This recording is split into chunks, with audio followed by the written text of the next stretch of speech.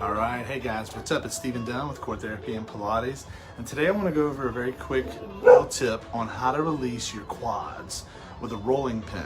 So, most of you have a rolling pin laying around your kitchen. I'm going to show you using this called the stick, but a rolling pin works fine with what you already have laying around the kitchen. And the quadriceps, the muscle in front of the thigh, and I'm going to sit down in the chair behind me in just a second and show you how to release the quad.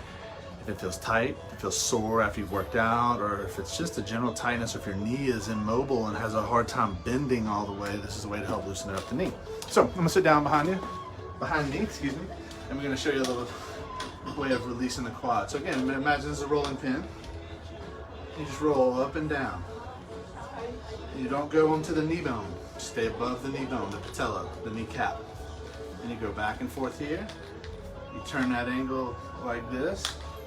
Go back and forth there. You turn that angle like this and go back and forth there.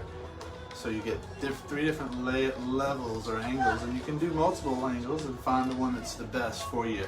You might find a spot right here that's the most tender, maybe right there. Hey Reese girl, you may find a spot up here. But you kind of do this whole big stripping motion and find the spot that's the most tight, the most uncomfortable, and kind of get to know it a little bit.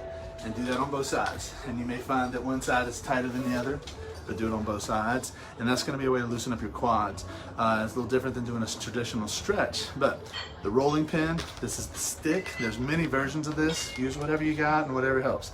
All right guys, that's what I got for you today. Hope all is well. Y'all take care. There's Dudley. Hey Dudley, what's up Dudley?